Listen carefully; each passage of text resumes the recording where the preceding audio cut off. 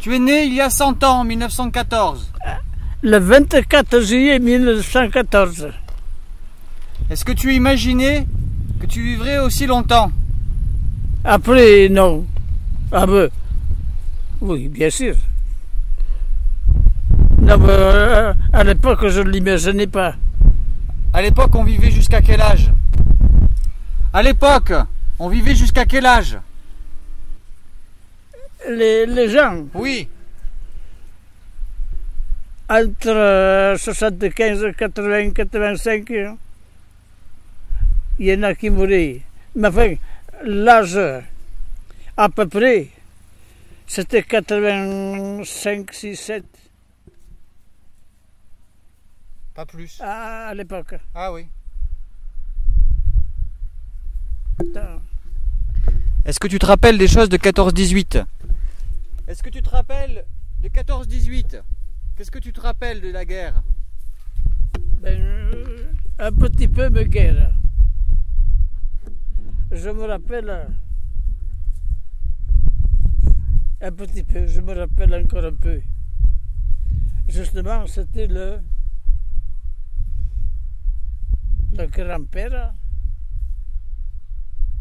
grand-père, à ta mère, à maison Nebou. Eh bien, que lui, il est mort suite de la guerre de 14. Eh bien, je me rappelle encore un peu, pas mal de lui. Seulement, il est mort de suite de la guerre, quoi. Qu'est-ce que tu te rappelles de lui? Qu'est-ce que tu te rappelles de lui? Il était comment? Il était grand, petit, gentil, Moyen. malade? Moyen. Malade, non. C'est vrai. C'était de la guerre, après c'était un gros malade, le pauvre. Il est mort. Il est mort suite de la guerre. Lui, je me rappelle un peu. Ah, j'avais 4 ans. Ah. Mais seulement qu'il y a des choses, mais on se rappelle, mais vaguement. Est-ce que tu as été à l'école? Tu étais à l'école après? Après, j'allais à l'école. Après, j'allais à l'école. Seulement à l'époque, moi je suis un peu en retard peut-être, mais je me rappelle que j'allais à l'école. Mais quand j'ai commencé à comprendre un peu, j'avais plutôt 10 ans. Qu'avant, non. Et alors là, il y avait la guerre. Alors là, on a commencé à, comment dire, à travailler jeune. Quand j'ai commencé à gagner mon pain, moi, j'avais que 13 ans. Ah, mais puis alors après, petit à petit.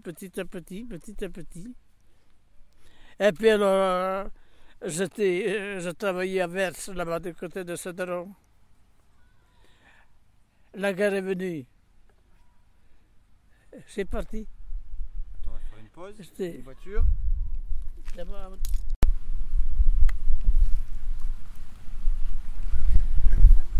Tu disais la guerre est venue? ah mais la guerre est venue.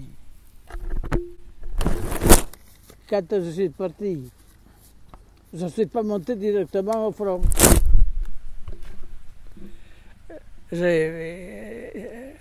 Je suis parti fin novembre et c'était Montélimar.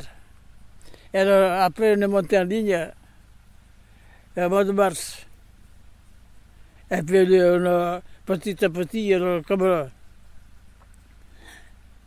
la guerre a évolué comme ça. J'étais en ligne. Oh. J'étais première ligne. Mais c'était la guerre et pas la guerre. Les Allemands sont arrivés, mais je sais qu'on a bloqué un bon petit moment, comme ça, comme il faut. Après, puis après, ils nous ont fait partir. Et on a fait dans la marche à pied. Assez. Et heureusement que c'était mois de juin, qu'on pouvait coucher dehors. Et puis après, petit à petit, je sais qu'on est arrivé à Berlin. Et c'est là qu'ils ont cherché, les Allemands. Ils ont cherché celui qui travaillait la terre, celui qui travaillait l'usine, celui qui travaillait d'ici ou de là. Alors moi, quand j'ai dit travailler à la guerre, ils m'ont emmené là-bas dans le nord de l'Allemagne, c'est des paysans. Ah, ben j'étais bien. C'est le banque. On était prisonniers. Ça. Il fallait obéir. Et puis, petit à petit, on a resté 5 ans. Et alors, à la fin, c'est été libéré par les Russes. Bon. Et je sais qu'on a resté combien? Mettons un mois que c'est resté comme ça, qu'il y avait les Russes. Enfin, et puis après, ils nous ont donné l'ordre. C'est les Russes, là. Ils nous ont donné l'ordre de rentrer chez nous, dans l'armée française, quoi. Française, anglaise et américaine, quoi. Puis alors, petit à petit, après, on est rentré, quoi. Et alors, d'habitude, quand, pour venir d'où j'étais, là-bas, j'étais dans la province de Mecklembourg, en Allemagne. Eh bien, il semble, mais on est parti avec des charrettes. Les Russes nous ont dit si vous avez des bagages. Puis une fois qu'on est arrivé à la frontière avec les nôtres, français, anglais et américains, alors là, on a eu quartier libre, quoi. Petit à petit. Une fois, on prenait le train pour venir, quoi. Une autre fois, c'était des camions. Et ce que j'aurais aimé, on est passé devant le cadre d'aviation. Et on devait venir en avion. Seulement, il y a eu un convoi de camions libres. On est parti avec les camions. Mais j'aurais aimé de partir en avion. J'ai pas eu de chance.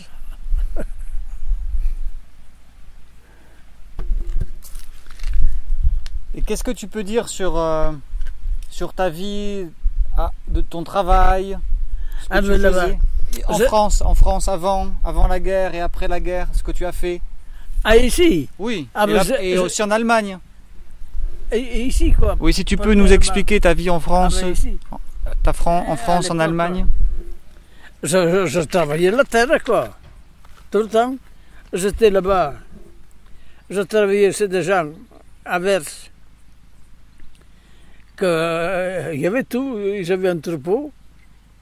Alors, dans l'été, une fois on travaillait la terre, une fois on gardait les brebis, une autre fois d'ici, on faisait comme tout le monde, quoi. Si, là, j'avais commencé la 2e année là-bas. Puis la guerre est venue et ça a été fini, j'y suis plus allé. Et puis, petit à petit, le temps a passé.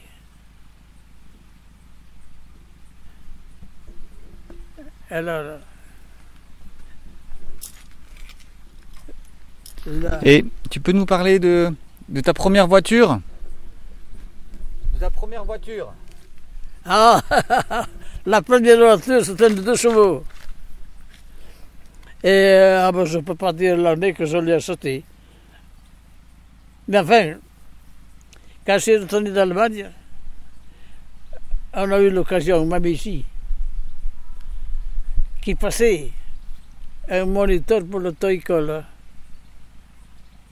Et j'en ai profité. J'ai passé l'auto-école. J'ai eu mon permis de conduire. J'avais pas de voiture. J'étais encore peut-être 10 ans, même plus, d'acheter une voiture. Mais je me disais, si un jour tu as la voiture, tu as le permis. Et je sais qu'une fois, quand j'allais passer mon permis de voiture à Nyons, ce que Régis nous avait porté, mais puis après, la dernière fois, j'y étais 3 fois. La dernière fois, à l'époque, j'étais convoqué. Je suis allé en vélo d'ici à Nyons. J'ai couché à l'hôtel. Et puis le lendemain, enfin, oui, quand j'ai couché à l'hôtel, le lendemain, on m'a donné le permis, c'était la 3e fois. Et j'avais mon vélo. Je sais que j'ai passé en bas là-bas. À l'autre fois, j'y pensais, je me disais, si on t'arrête, il faut avoir le permis de voiture. J'avais que le vélo. Et c'était vrai.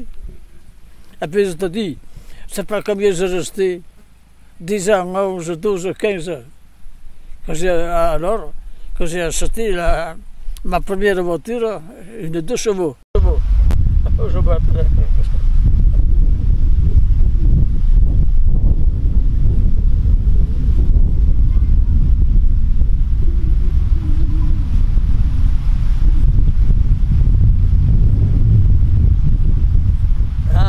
C'était le qu'il l'a répondu. Et est-ce que tu peux parler de ta vie des femmes, par exemple? Ça, c'était une autre histoire, ça. Non. Bien sûr, j'avais dans la tête comme ça, quoi. Si. Entre 4 fois, j'aurais pris la peine. Si, j'aurais pu me marier. Si. Mais puis non, ça a été fini. Quoi. Si, oui, 2, 3, 4, oui, je dis bien, entre 4 fois. J'aurais pu, pas de la peine, quoi, j'aurais pu me marier. Mais bon, je me voyais, comment, pas assez dégourdi, pas assez riche. J'avais ça dans la tête, moi. Certainement, comme je te dis, j'ai eu l'occasion, pendant 4 fois, si j'avais plus de la peine, j'aurais pu me marier. Et dans le temps, si, comme tout le monde, je me serais assez bien placé, quoi. Si. Ah ben, une fois, que ça compte pour la... Là, je me serais marié, mais j'aurais fait du commerce. Et puis non. Ah ben, j'avais une tête comme ça. J'avais pas dans la tête d'être marié, d'être si, ça.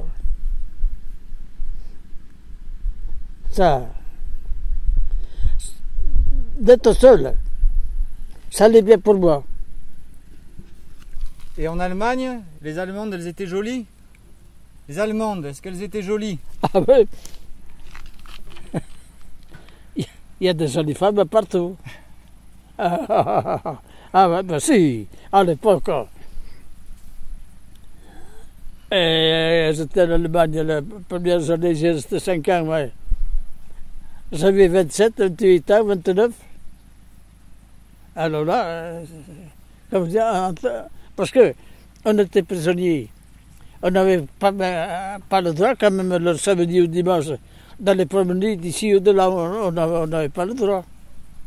Même on nous défendait, les pays voisins, il y avait des prisonniers. On nous défendait. Mais quand c'était venu, ils nous laissaient faire. Hein. On pouvait aller à 2 kilomètres, 3, ou voir d'autres prisonniers. Et je me rappelle une fois que ça fait plaisir de le raconter là. On allait à un pays voisin là-bas et on rencontre un bonhomme en allemand. Et tu sais, dans son parler allemand, on ne comprenait rien du tout. Alors, j'avais remarqué, moi, que de temps en temps, il avait un peu le sourire, cet allemand. Alors, moi, je me disais, il se moque de ta gueule. Et puis, on ne sait pas combien on a discuté. Mettons un quart d'heure à 20 minutes. Un bloqué tout le temps, son allemand. Et puis, tout d'une fois, il s'est mis à parler français comme nous. On n'y a plus vu. Alors, il nous a raconté que dans la guerre de 14, il était comme nous. Il était prisonnier en France. C'est là qu'il avait bien appris le français et tout. Ah, il nous en a embauché un coin, celui-là. À l'époque, l'allemand, je ne comprenais rien du tout. Et puis, tu dis, quand on a envoyé le sourire, moi je me dis, il se moque de nous encore. Eh bien, d'un côté, oui et non, parce qu'après, je te dis, il nous l'a raconté. Elle a dit, dans la guerre de 14, j'étais comme vous, j'étais en France prisonnier. Ouais. Ah, c'est là, nous avons approché, quoi. C'est quoi ton meilleur souvenir que tu gardes? Ton meilleur souvenir? S'il y avait un souvenir à garder, ça serait lequel? Oh, c'est le coup. Oh, c'est nous. Il faut m'y calculer un petit moment, là. Alors le tracteur, il va passer, tu vas pouvoir répondre. Ah.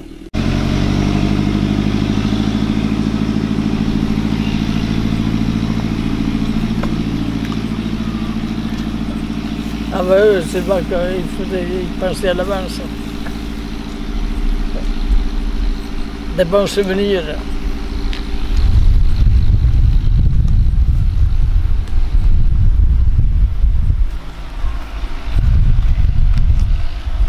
Si, de bons souvenirs, il y en a quelqu'un quand j'allais travailler. Je suis tout le temps aller travailler, moi, c'est les autres, j'ai gagné ma vie tout le temps, c'est les autres. Et j'étais allé pendant quelques années à Mérindol-les-Oliviers. Là, j'avais de bons petits souvenirs. Quand ça venait les saisons de fraises d'ici, ou les vendanges, il y avait du monde. Et c'est là que on était une dizaine. Alors les uns pour les autres, que ce soit à table ou que ce soit au travail, chacun disait la sienne, on rigolait quoi. C'est à Mérindol, c'est un bon souvenir, Mérindol. Mérindol les Oliviers. Et puis aujourd'hui, le patron est mort. Ah ben, il avait déjà 86, 7, 96, 17.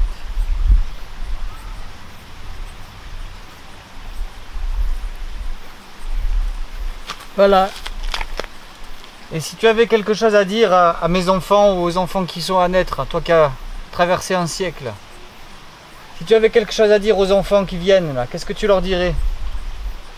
Tu as un message à nous donner? Oui, oui, oui. C'est bon, les temps ont changé. Aujourd'hui, ce n'est plus la même chose.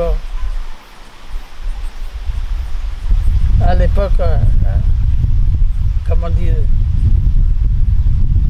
et aujourd'hui,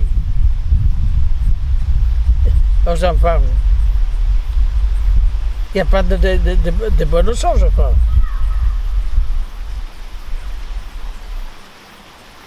À mesure qu'ils grandissent, à mesure que... C'est pas bon. C'est les enfants, c'est bon, il y a des choses...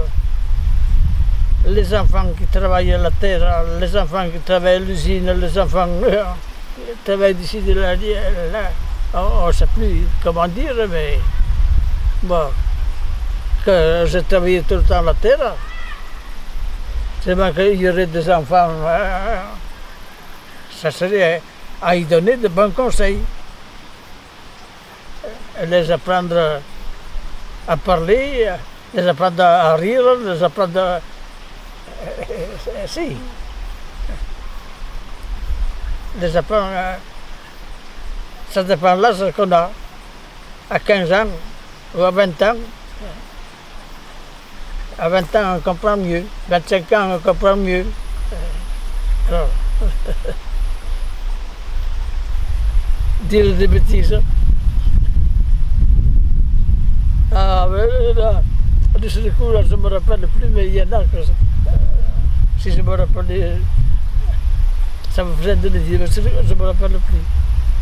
Quelques petits passages de conneries, quoi. Là, si tu veux, on pourrait reposer des... Tu pourrais me reposer des questions plus tard. Oui.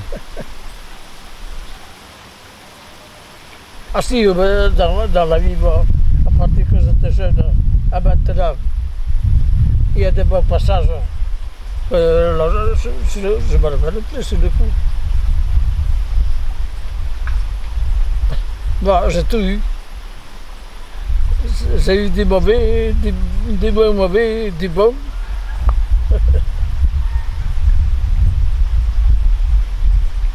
Mais ce que, à l'époque, je te dis quand j'ai passé, j'apprenais les leçons. Ah, je dis, j'ai eu mon permis de conduire en 48, je suis allé 3 fois. Et puis je te dis, j'ai resté 12 ou 15 ans sans avoir de voiture. Et à la fois que je te dis, je me retourne de Lyon, je dis, si on t'arrête, il faut avoir le permis de voiture.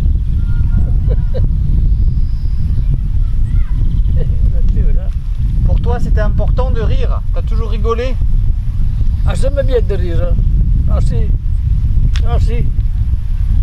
J'ai tout le temps eu le caractère un peu de ce côté. Ah si, déconner un peu.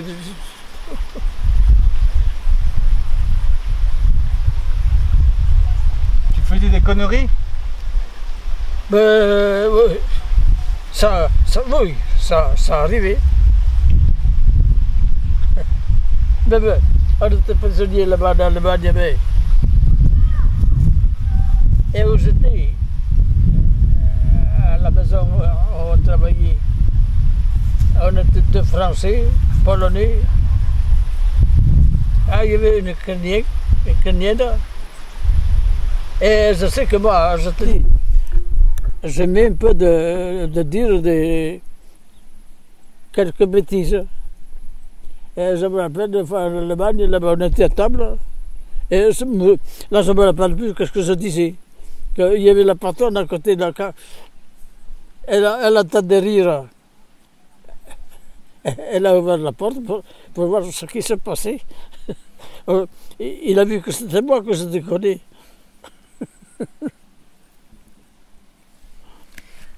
Je vais te reposer la question de ce que tu veux laisser comme message aux enfants, où tu as dit qu'il fallait rire parce que ça n'a pas enregistré. Tu peux répéter que le message que tu dis aux enfants, c'est de rire. Parce que ça l'a pas enregistré, l'appareil. Oui, oui.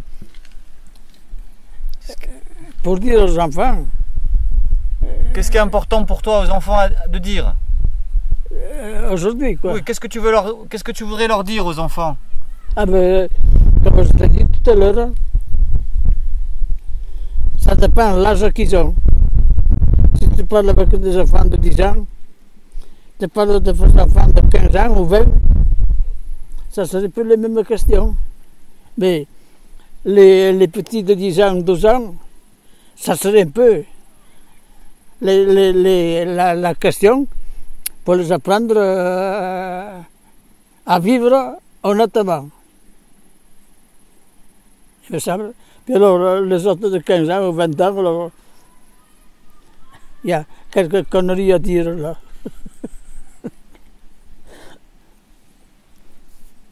Être bien élevé, quoi, en blaguant. Pas le dire n'importe quoi.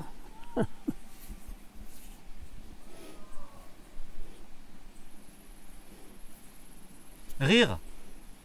Et puis, ben voilà, je me rappelle... C'est important de rire, tu disais. Oui. Tu disais que tu aimais bien rire. Ben, si, quand il y avait quelque chose, quand on rigolait, là c'était bien. Je me rappelle qu'à l'époque, quand on allait au cinéma, il y a des fois que, ah ben, là, c'était un machin un peu rigolo, là c'était bien. Mais, puis alors, non, là, quelque chose qui, ça fait faire la grimace alors. Mais, j'aimais bien du côté du rire, quoi. Là, tu me dis, tu prends quoi? Ah, je te dis, je prends le rire, les conneries. Parce que il y a aussi un passage que moi je ne saurais pas, mais bien parler, quoi. Ça dépend avec qui tu parles. Être bien élevé, quoi. Honnête.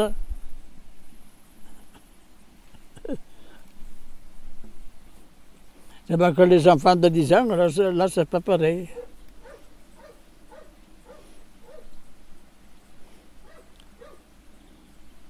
Les apprendre à parler comme il faut, comme je te dis. Même que ce soit les enfants, il y a des passages que c'est un peu honnête, d'autres moins, où des fois qu'on rigole, les apprendre honnêtement, quoi. Parler honnêtement, rigoler honnêtement. Allez. Tu veux remonter? Tu veux remonter? Alors, je vais rester un moment assis, là. Là, enfin, s'il y a encore quelques questions à poser, tu peux me les poser. Ah bah oui. Tu as encore des choses que tu as envie de raconter? Il y a encore des choses que tu veux raconter? Eh bien, tu restes quelque temps? Oui. Eh bien, je calculerai, je dis, si tu te poses des questions, tu peux dire ci, tu peux dire ça, je me rappellerai mieux. D'accord.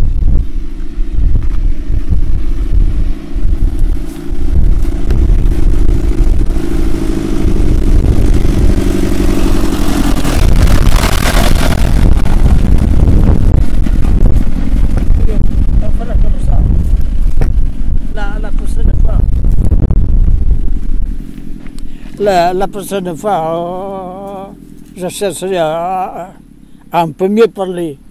D'accord. Là, c'est comme ça, c'est le coup. Poser des questions, dire quoi? Il y a des moments, on ne sait pas quoi dire. Je parle peut-être pas assez fort. Si, c'est bon. Ah, j'entends tout dans le casque. Merci. Merci à toi. On peut donner une autre fois. Et on blaguera encore un peu. D'accord. Tu me poses des questions. Je